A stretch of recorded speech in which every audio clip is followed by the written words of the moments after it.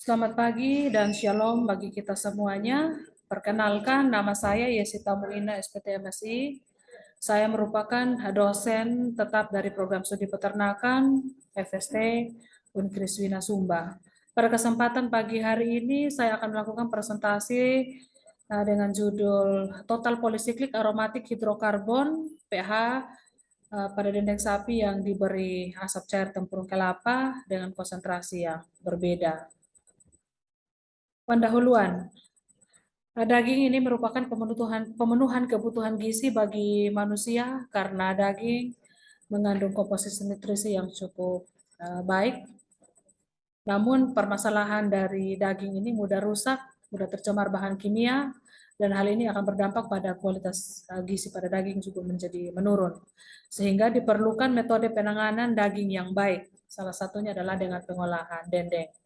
Dalam rangka melakukan diversifikasi bahan pangan, dilakukan pengolahan dendeng dengan metode pengasapan, di mana dalam hal ini adalah melakukan pemanfaatan asap cair tepung kelapa sebagai bahan pengasap dan sebagai bahan pengawet alami.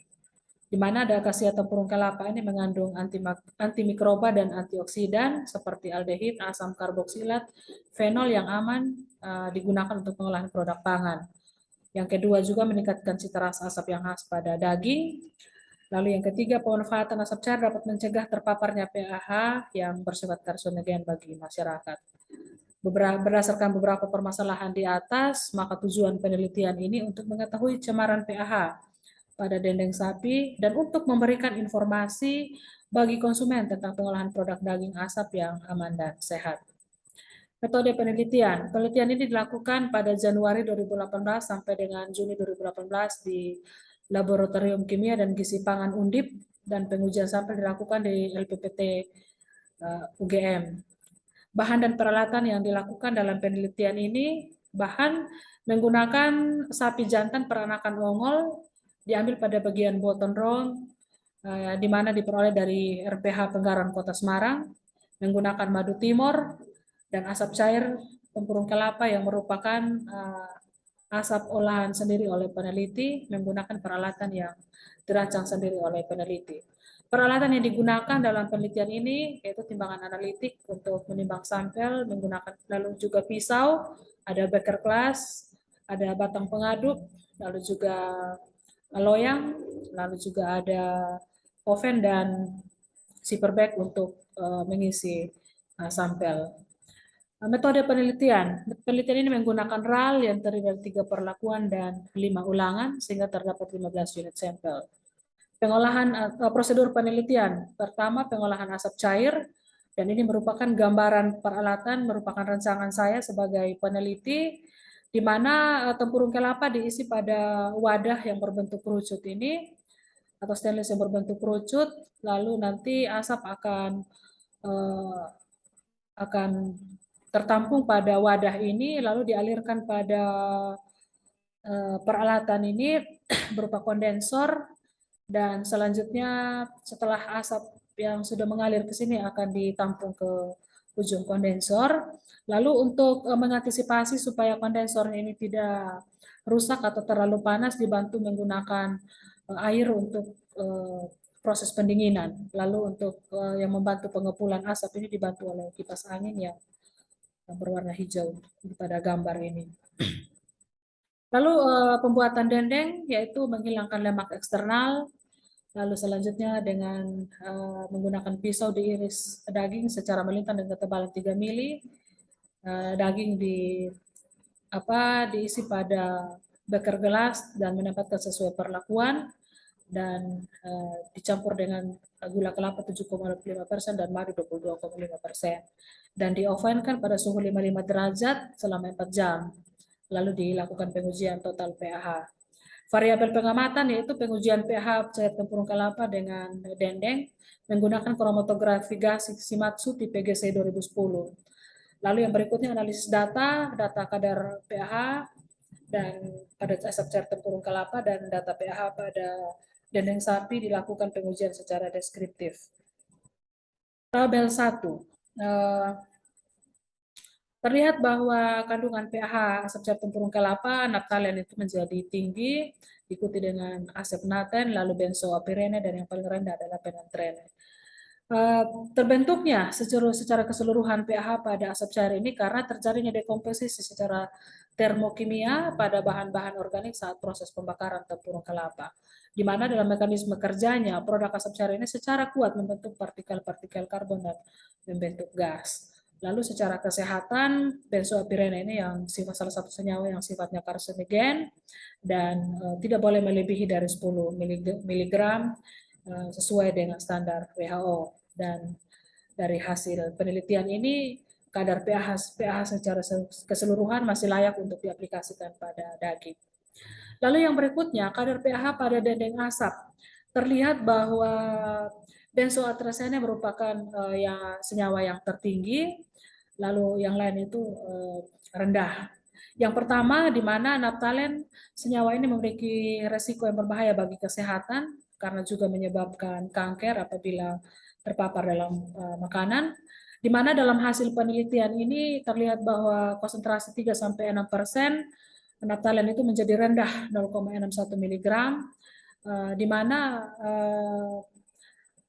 terjadinya rendah aktivitas naphthalen ini karena naphthalen ini sifatnya volatil atau mudah menguap, sehingga pada proses pemberian asap cair ini aktivitas naphthalen pada daging juga itu menjadi rendah. Lalu pada pengasapan 9%, aktivitas naphthalen ini menjadi meningkat. Hal ini diduga karena proses konsentrasi asap cair yang meningkat sehingga berpengaruh pada penguapan naphthalen itu menjadi lama, sehingga aktivitas naphthalen pada perlakuan ini menjadi meningkat. Namun secara kesehatan, senyawa naphthalen ini tidak melebihi dari takaran 2000 ppm dan hasil penelitian masih di bawah 2000 ppm, jadi masih dikatakan layak atau aman.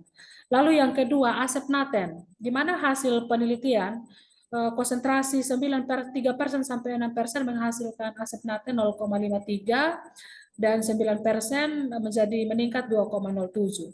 Rendahnya asepnaten ini juga karena rendahnya konsentrasi yang diberikan pada daging sehingga mampu terbentuknya senyawa asepnaten pada dendeng. Peningkatan asepnaten pada dendeng itu karena diduga karena konsentrasi yang tinggi.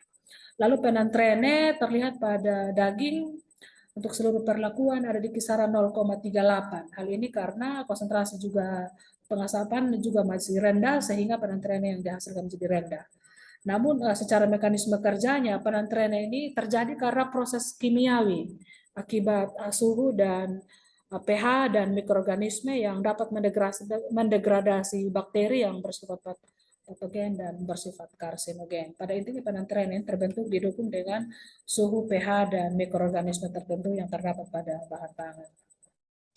Lalu yang berikutnya ada pirene. Pirene pada seluruh perlakuan ada di kisaran 4,37, di mana terjadinya pirene yang menjadi rendah itu karena dia dipengaruhi oleh tar yang selama proses penyimpanan, tar juga itu sudah mulai menurun sehingga aktivitas pirene pada daging juga itu menjadi menurun. Ya, menurut Firosa bahwa pH itu terbentuk melalui proses dekomposisi secara kimiawi dengan proses pemanasan dan menggunakan sedikit oksigen atau reaksi senyawa kimiawi. Lalu benzoantrazena terlihat bahwa seluruh perlakuan juga mendapatkan aktivitas yang tidak jauh berbeda, yaitu kurang dari 9,08 mg. Hal ini diduga bahwa jumlah asap tempurung kelapa yang digunakan masih tergolong sedikit, sehingga benzoantrazena juga itu menjadi rendah yang melekat pada dendeng. Lalu menurut BPOM, batas konsumsi pH itu tidak boleh lebih dari 2,5 gram, sehingga hasil penelitian ini masih perlu diperhatikan untuk dikonsumsi, karena masih agak sedikit tinggi dari 2,5. Lalu yang berikutnya adalah benzoapirene. Benzoapirene untuk seluruh perlakuan mendapatkan aktivitas benzoapirene 0,51. Ya, terlihat bahwa hasil asap cair yang dihasilkan sebelum pengaplikasian pada daging mendapatkan total benzo menjadi 9,95 dan ketika pengaplikasian menjadi rendah 0,51. Namun benzopirene juga ini bersifat karsinogen, sehingga perlu diperhatikan juga apabila terpapar pada setiap bahan makanan yang diasapi. Karena ketika terpapar, dia akan terabsorpsi, terdistribusi dalam setiap jaringan tubuh manusia, di mana bagian tubuh itu berupa paru-paru, hati, berikatan dengan DNA, RNA, dan protein. Dan batas konsumsi pirene itu tidak boleh melebihi dari standar WHO, yaitu 10 ppb, dan bahkan di Cina juga itu tidak boleh mengkonsumsi dari 10 mg.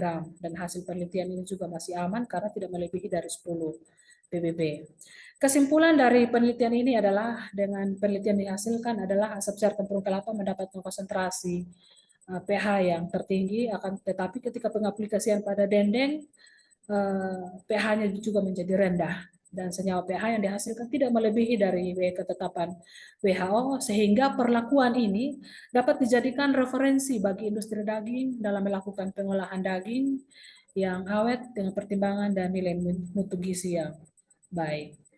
Mungkin itu saja sedikit presentasi dari saya. Sekiranya ilmu yang dibagikan bisa bermanfaat bagi kita semuanya. Terima kasih dan shalom bagi kita semuanya.